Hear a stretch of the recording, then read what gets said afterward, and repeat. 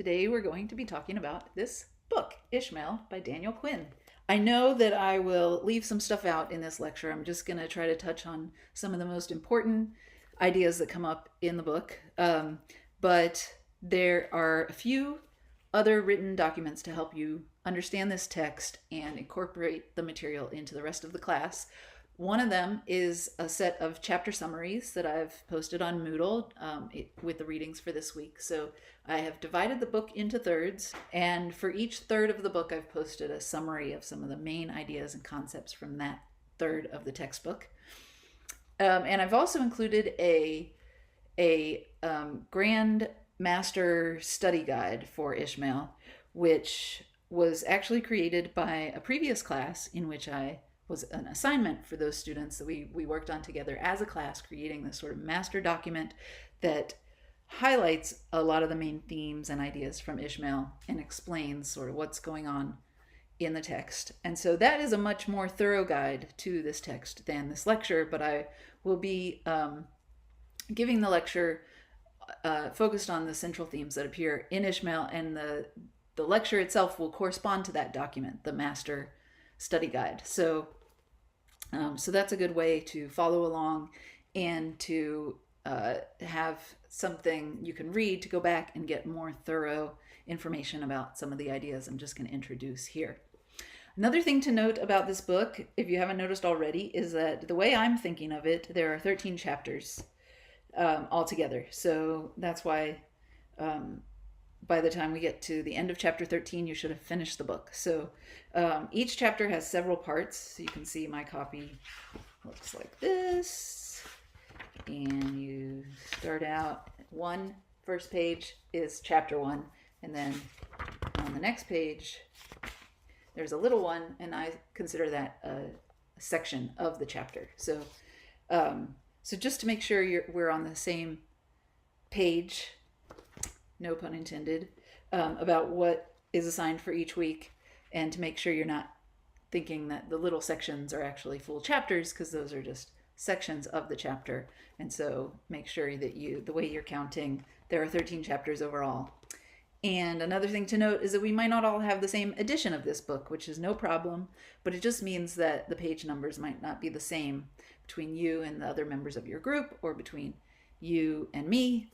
So I try not to use page numbers when I'm referring to different parts of the text. Instead, I'll use the chapter number and the section number.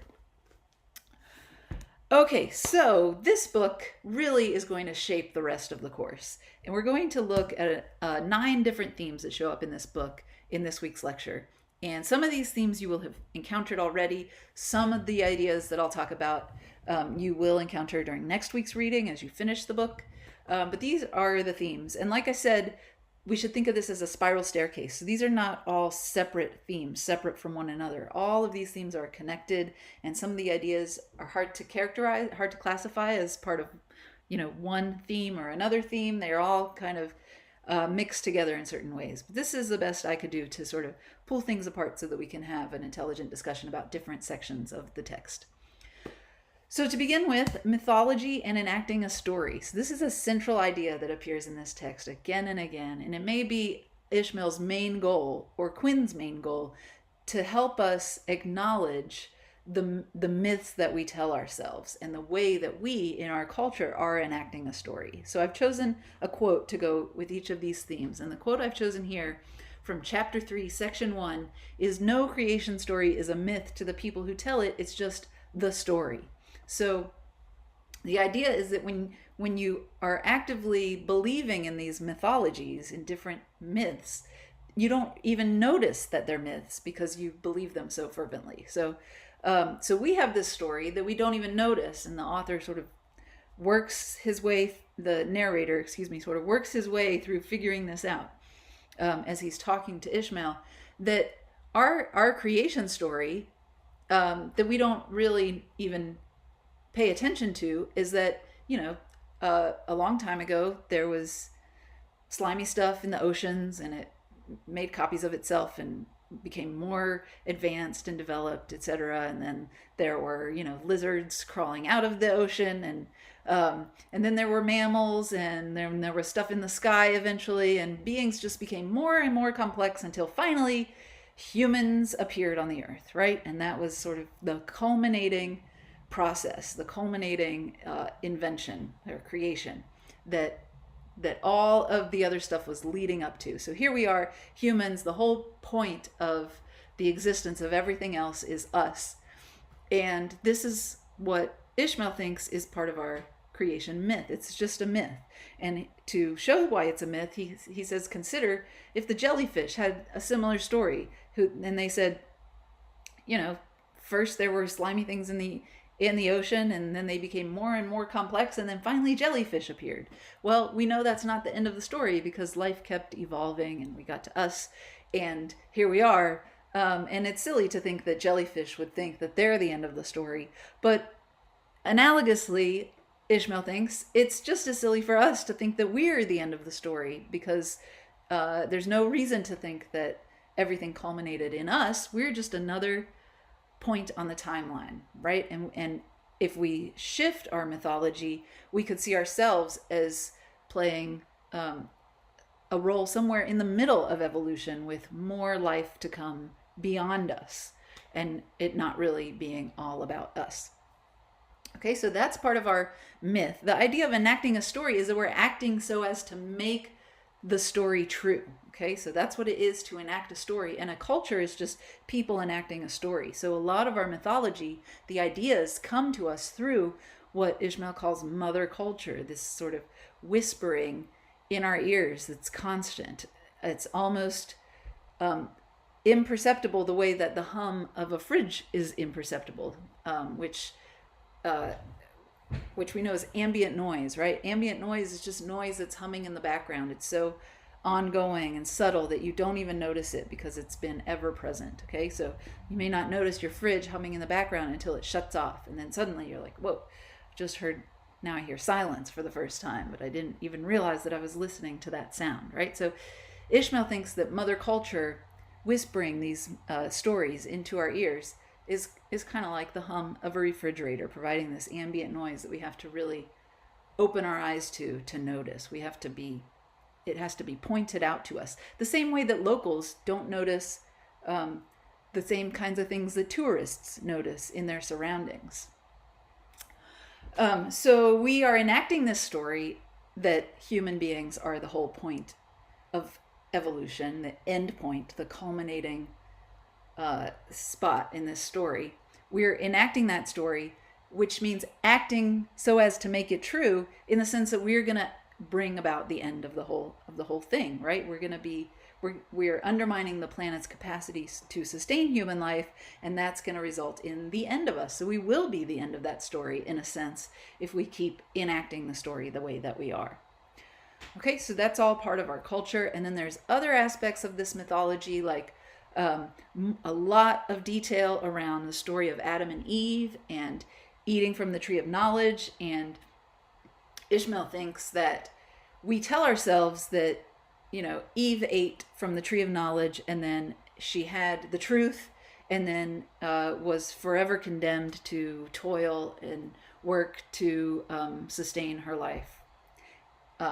And Ishmael thinks that we actually have that story all wrong. That actually what happened when we ate from the tree of knowledge is that we came to think we had the truth. We came to believe that we could rule the world like gods without actually having that truth and without actually having that knowledge. And so that was why the fruit of the tree of knowledge was forbidden, was because it gave us a false sense, a false kind of arrogance that we would know how to rule the world, when we actually didn't have that knowledge. Okay, so we thought we would take the world out of the hands of the gods and rule the world ourselves as humankind, but actually we were just fooling ourselves, because what the fruit of the tree did was just make us believe that we understood how to do that without us really understanding how to do that. We'll talk a little bit more about those ideas when we get to the takers and leavers. Okay, the next idea is the world was made for man. So this is a huge part of our mythology. So here we have this iconic image of the earth at night, which is going to come up again in the class. But here it is. You can see how man has just taken over the world, right? This is all of our highways and city lights and houses glowing at night with the light that we have created, all this sustained by fossil fuels. And the quote I've chosen here is, if the world was made for us, then it belongs to us and we can do what we damn well please with it. So this idea that the world was made for us, that we are the point of creation, is sort of a premise in our reasoning. It's a reason for believing this conclusion that because it was made for us, we can do whatever we want. We can just basically annihilate everything else, kill everything else, and take over the world and use it to serve our interests. And this is from chapter 3, section 6. Okay, so the world was made for man isn't a belief that all of humanity has had. And we can contrast this with this next idea that actually man was made for the world, that man belongs to the world. So for this idea, I've chosen this quote. The lever story is, the gods made man for the world the same way they made salmon and sparrows and rabbits for the world. So we're going to talk more about levers and takers, which you have already been introduced to in the text. But this is an alternative way to think about our relationship to the world, that we belong to the world, that we are part of the world. It's not as if we're separate and all of this is for our benefit. Instead, we are a part of these natural processes and we are subject to the laws of the world, the natural laws of the world, just like salmon and sparrows and rabbits are subject to those laws. Another big part of this text is that we are not fundamentally flawed. So Ishmael spends a long time getting the narrator to identify this belief that we have, that we tell ourselves that we are fundamentally flawed. We think, oh, we're bound to screw this up because, we're so egotistical and we're so, selfish and lacking in forethought and unable to really see the bigger picture. And so we're just going to have, this tragedy of the commons idea, this idea that we are bound to just mess everything up. And Ishmael is critical of this idea. He thinks this is, again, part of our mythology, part of what Mother Culture is telling us. Mother Culture is telling us that we don't know how to live, that we'll never know how to live, and that because of that, we're just fundamentally screwed up. And we were destined to make the world a paradise, but we're screwing it up again and again because that's just our nature, to screw it up, right? To put our self-interest over sustainably living in peace with the rest of the world. And Ishmael's evidence that this is not true, this is not the correct picture. Okay, so again, our mythology is telling us that we're just completely fundamentally flawed. But Ishmael is saying man is not fundamentally flawed, and the evidence for that is that man has lived on the earth harmlessly for millions of years. But then we come, the takers, and mess it all up within a few relatively 500 generations, the last few thousand years, 10,000 years. And so we think that this is because we're fundamentally flawed, but that ignores that we had millions of years of living in peaceful, sustainable coexistence with everything around us. So Ishmael's point is that it's not us. The problem is not with our human nature, because humans have been fine until the takers arrived on the scene. The problem instead is with our mythology, with our culture, with Mother Culture. We need a different story to enact, according to Ishmael. Okay, so we have these cultural ideas just sort of humming in the background. We don't even notice them. They tell us that we're the point of creation, that the whole world exists for us, and yet, and they tell us that there's no hope. We're bound to mess it up. But Ishmael's saying that's not the way it is. There is hope, because we don't need to change our nature. We don't need humans to go away. We just need to change our culture, to change the stories that we tell ourselves and how we relate to the earth and how we think of ourselves in relation to the earth. Okay, so it's not that there's something fundamentally wrong with us. And the evidence for that is that we have lived peacefully in harmony with the world for millions of years. Another theme that shows up in this text is the idea of captivity. And so pay attention, in those first few chapters, Ishmael is describing his own captivity and some of the questions that arise for him when he's plucked from the wild. His mother is killed and he's taken from the wild and put in a cage, right? He says that in the wild he could just eat, from the trees. The fruit was just around. He could just, everything that he was doing was meaningful. He was, fully invested in just living and eating and being part of a family in the wild. But here he's placed in a cage and he's fed, tasteless food at specified intervals. And for the first time, as a result of being in captivity, he starts to question, like, why am I doing this? Why am I even here? Like, what is the point? And so you can think about how that relates to our own captivity, because Ishmael believes that humanity is captive to the world. And we're captives. Here's the quote I've chosen. You're captives of a civilizational system that more or less compels you to go on destroying the world in order to live. From chapter 1.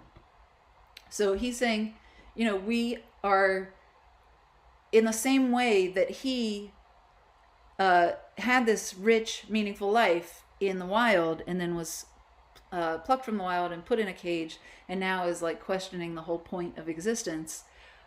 You can consider ourselves like that, because we're part of this system, this structure, and we're destroying the world. We're about to devour ourselves, in Ishmael's language. We're going to bring the whole thing to the point of collapse, and we don't even want to be doing this. And at the same time, our lives are just kind of like depressed, and we have these issues that people living closer to nature never had, like suicide and depression and addiction. And Ishmael thinks that all of these problems that we have are a result, in part, of us being stuck in this system, going to work every day and just doing it so you can eat and make it to the next day and not have to worry about the future. And then you can have some kids to do the same thing that we're doing, right? Just working all the time and being tired when we're not working and being really far removed from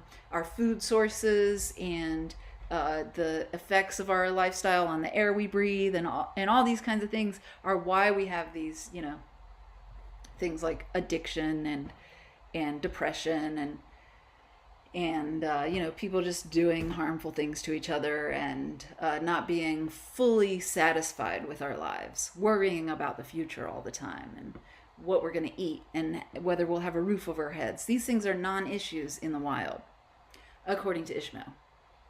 Okay, so that's the way that we can think about Ishmael's captivity relating to our own, is that he's, for the first time, starts to wonder, like, what's the point? If you find yourself asking, what's the point of all this? What am I even doing this for? Right? Ishmael thinks that's not even a question that would arise if we were living closer to nature.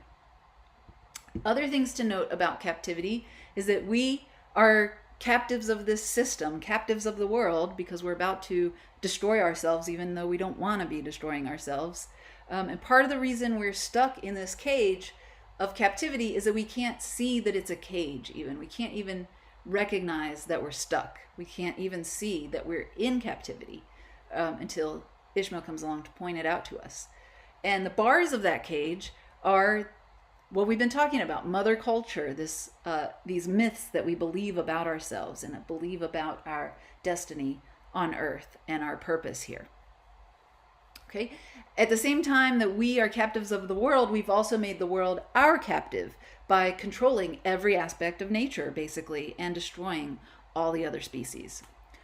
Okay, so three things about captivity. One is the relationship between Ishmael's captivity and our captivity. The second is that we are captives of the world in a sense. And the third is that the world is also our captive. Okay, so all those ideas built into this theme of captivity.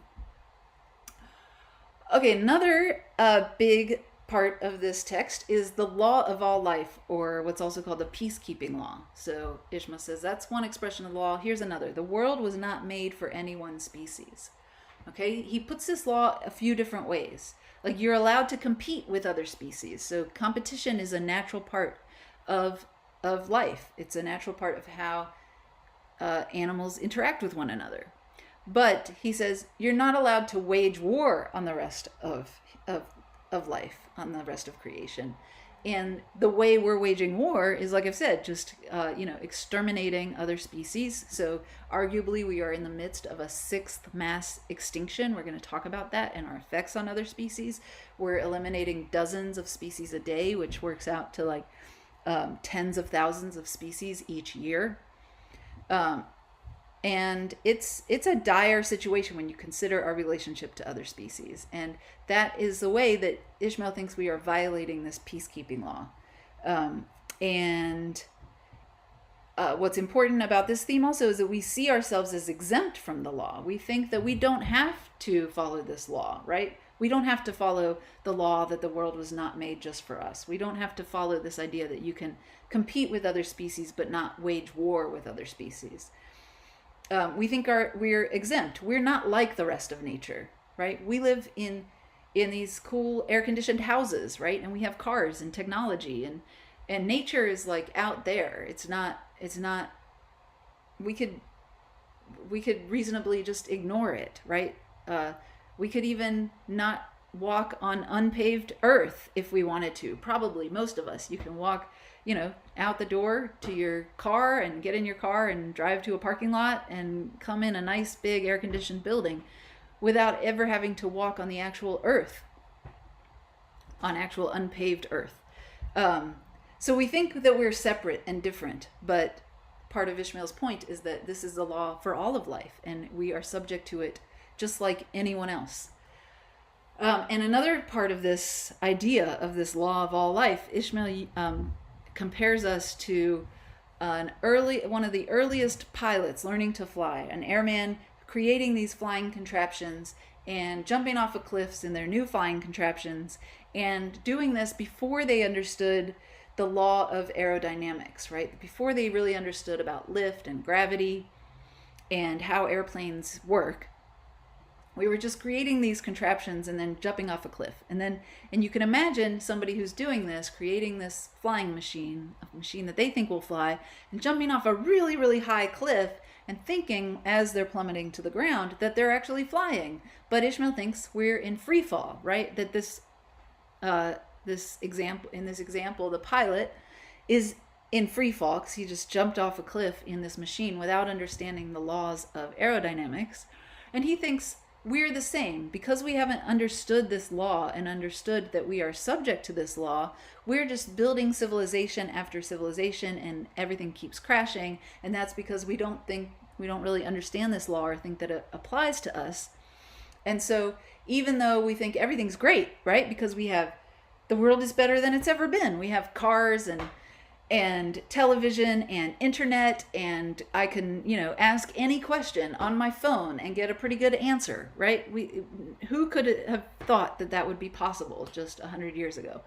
Well, Ishmael thinks that's like being in free fall, thinking you're flying, because actually what we're starting to notice now is that the ground is approaching.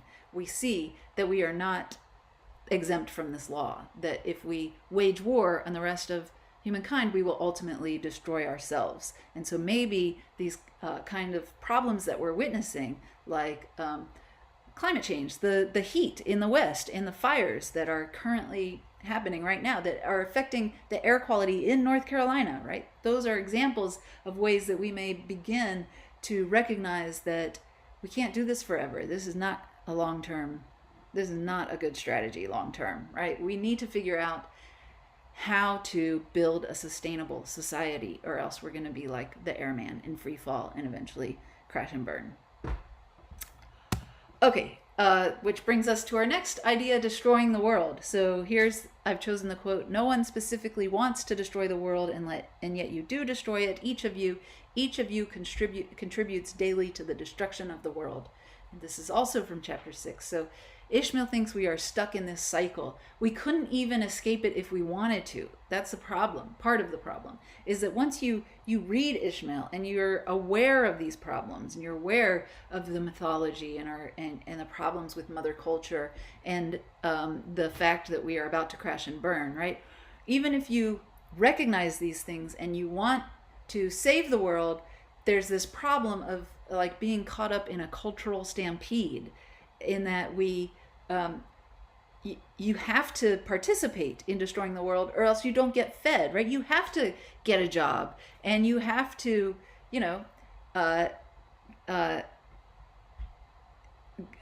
drive a car to get to where you need to go, and you have to participate in this system that's ultimately going to lead to our own destruction, or else you don't get to eat. Okay, so you can't really just leave it all behind, because the way the culture is driving this further and further into the ground. So like the airman, which is why I've chosen this photo, we can't just jump out of the aircraft at this point. So we have to think more strategically and better about how we're going to shift our culture, right? It's not about, recycling or getting an electric car or something. It's not about individual choices. It's about a collective shift in how we think about humanity and our connection to the world.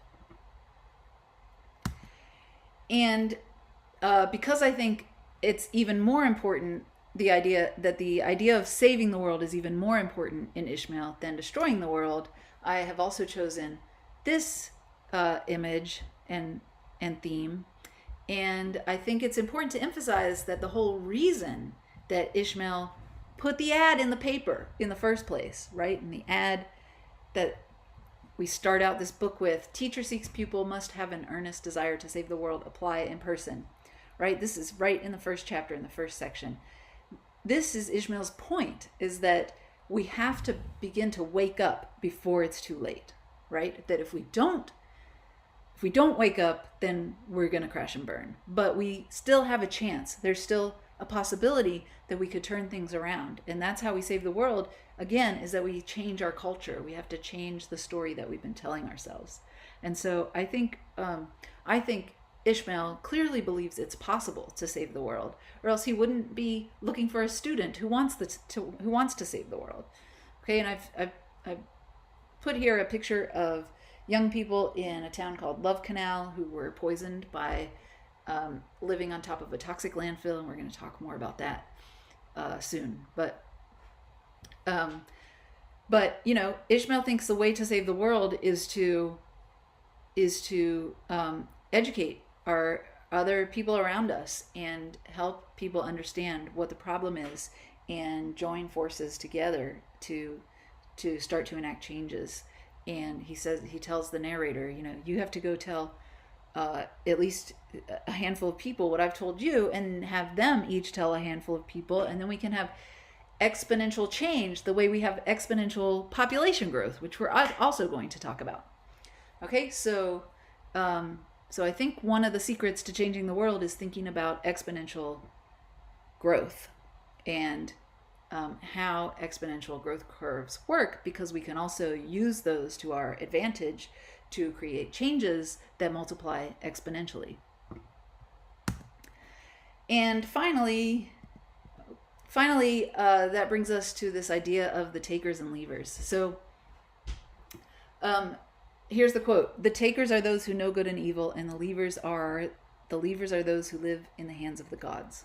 Okay, so the leavers are the world's indigenous people who have, we might call them primitive or uncivilized, people who are still living within their cultural traditions, in harmony with the world and not destroying the world, living closer to nature, and who have been here for millions of years living in those ways. There are still a few of them scattered around, and we think they're, undeveloped.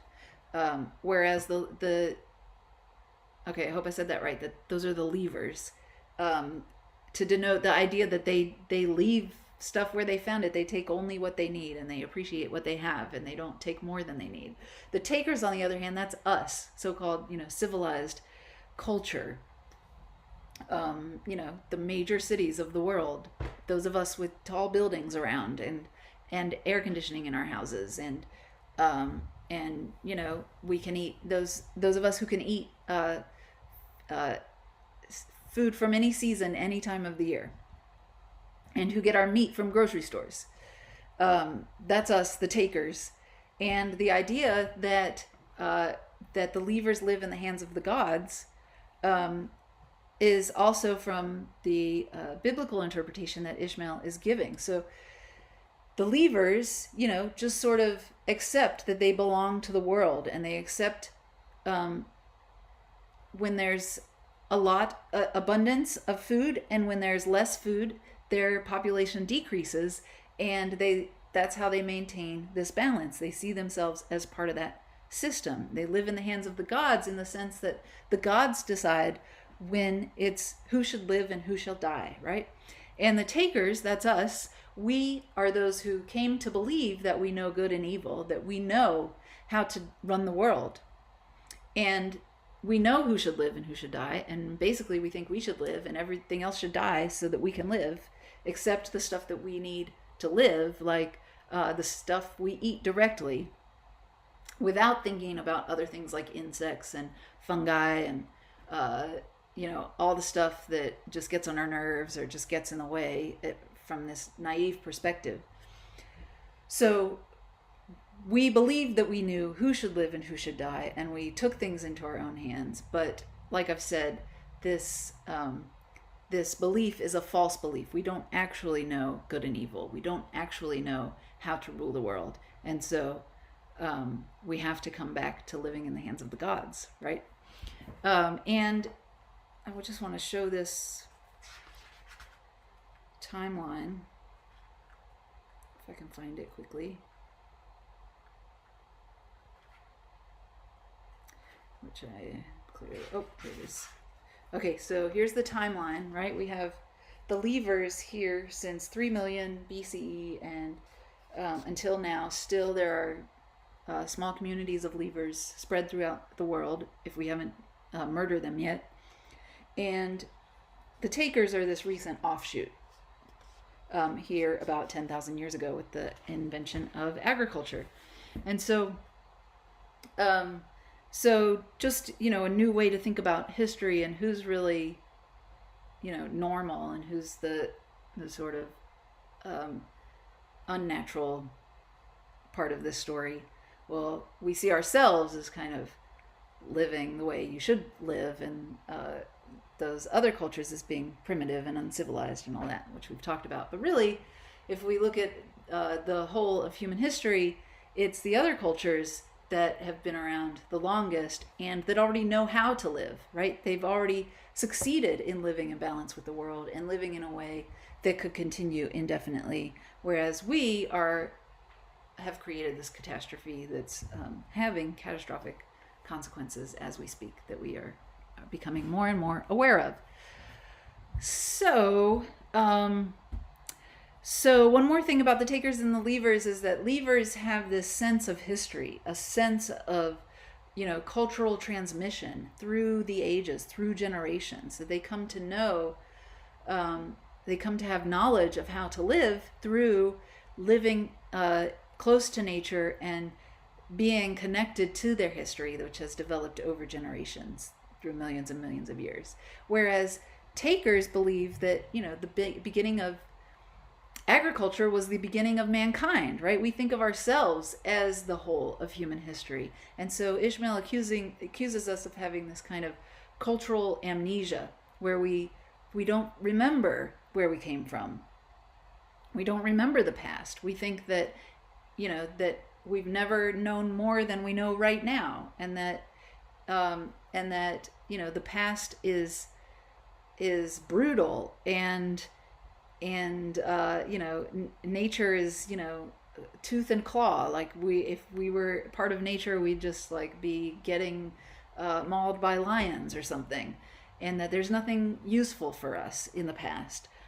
But that's just, again, part of our mother culture telling us that, and actually part of the way that leavers have achieved this kind of balance that allows them to live sustainably is by valuing the past and valuing the knowledge of their ancestors and the traditions that have been passed down through time. So I'm sure I've missed a bunch of stuff from this text, and that's why I've included the written summaries and the written study guide, which you should definitely use to help you as you work through this textbook. I hope you are enjoying this book. I usually have good conversations around this book, and I hope you will have good conversations with your group around the book. I've tried to incorporate those conversations because I really don't think this lecture is the best way to understand this material. I think the best way to explore this material and comprehend it is to incorporate it into conversations with your family and people you live with and your group members from this class as we do certain exercises related to this material for your blogs.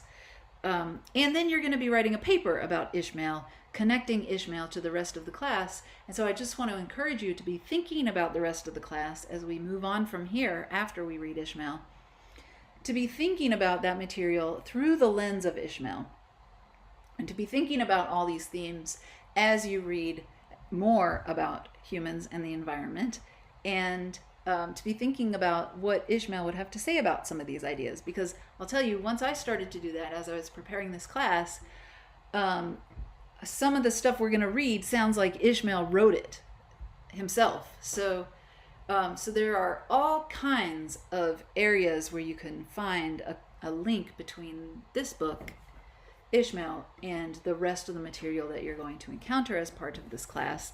And again, it's like a spiral staircase. Okay, so we're going to come back to these themes again and again, especially as we read Braiding Sweetgrass towards the end of the semester, which is a story really written by an indigenous person who is also a scientist who studies botany. So these themes are going to fold back around on themselves, and you should encounter the material that we're going to be discussing with the mindset of having just read Ishmael and thinking about how these themes relate to the rest of the class, and looking for ideas that you might want to connect in your paper, especially. So I hope I've helped, and I would love to hear from you about Ishmael. So please feel free to email me or meet with me during office hours. This is probably the part of having this course be online that I most wish I could talk to you all in person about, because I love this book and I love reading it with students. So I would love to hear what you think of it, and I hope you will enjoy discussing it with your group mates. Have a great week, and I will see you next week.